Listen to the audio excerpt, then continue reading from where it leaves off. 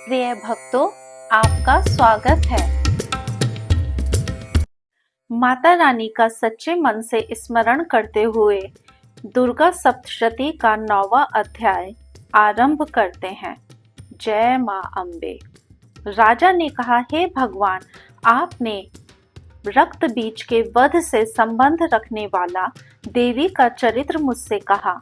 रक्त बीज की मृत्यु के उपरांत क्रोधित शुंभ ने क्या किया, अब यह सुनना चाहता हूँ। ऋषि बोले, हे नृप, रक्त बीज के सेना सहित मरने पर शुंभ और निशुंभ बहुत क्रोधित हुए।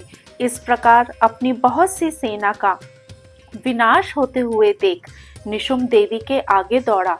उसके साथ असुरों की प्रधान सेना थी और उसके आगे पीछे तथा पार्श्व भाग में बड़े बड़े असुर थे जो क्रोध से होंठ चबाते हुए देवी को मारने आए।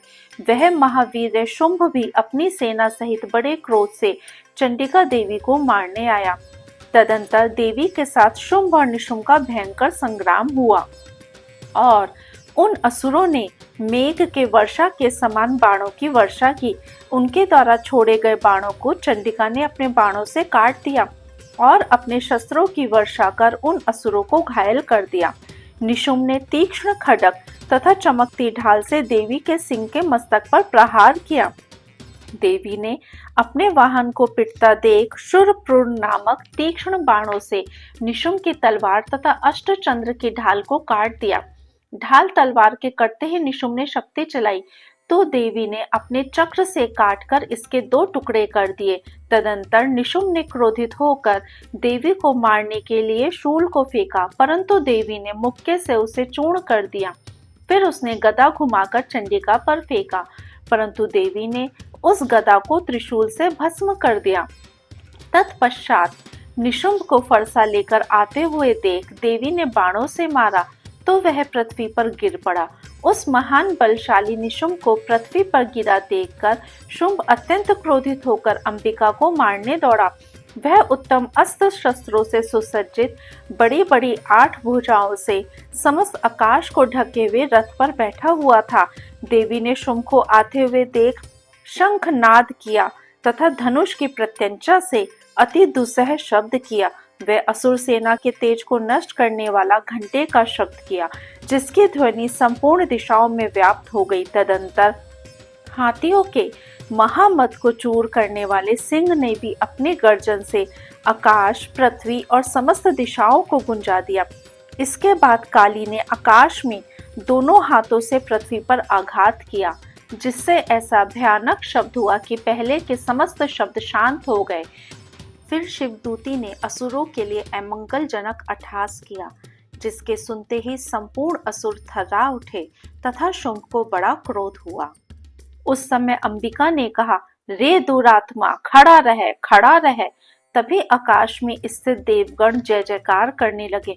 उस समय शुंभ ने अत्यंत भीषण अग्नि युक्त शक्ति छोड़ी, जिसे देवी ने अपनी महोल्का नामक शक्ति से काट डाला। हे राजन, फिर शुंभ के सिंहनाद से तीनों लोग पूरित हो गए तथा वज्रघात के सदृश ऐसा भयंकर शब्द हुआ कि जिसने सभी शब्द जीत लिए। शुंभ के छोड़े गए बाणों को देवी ने और देवी के छोड़े हुए बाणों को शुंभ ने अपने उग्र बाणों से हजारों टुकड़े कर दिया। फिर क्रोधित होकर चंडिका ने निशुंभ को त्रिशूल से मारा, जिससे वह मूर्छित हो पृथ्वी पर गिर पड़ा। इतने ही में निशुंभ की मूर्छा दूर हुई और उसने धनुष लेकर बाणों से देवी, काली और सिंह को घायल कर दिया। फिर उस असुर राज ने 10,000 भुजाएं बनाकर चक्रों तथा बाणों से देवी को आच्छादित कर दिया। तदंतर भगवती दुर्गा ने क्रोधयुक्त हो अपने बाणों से सब चक्रों तथा बाणों को काट डाला। फिर असुर निशुंभ बड़ी शीघ्रता से गदा लेकर देवी को मारने दौड़ा। आती हुई गदा को देख चंडिका ने उसे अपनी तीक्ष्ण धार वाली तलवार से काट डाला। फिर उसने त्रिशूल उठा लिया। देवताओं को दुख पहुंचाने वाले निशुंभ को शूल हाथ में लेकर आते हुए देख तत्काल ही चंडिका ने उसके हृदय में अपना शूल मार दिया।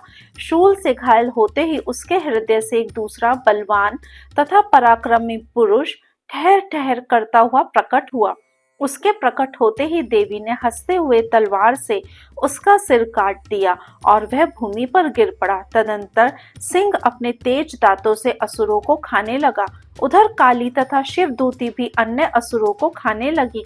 कितने ही महासुरों को कौमारी ने नष्ट कर दिया तथा ब्राह्मणी ने मंत्रपूत जल से बहुत से असुरों को निस्तेज कर दिया।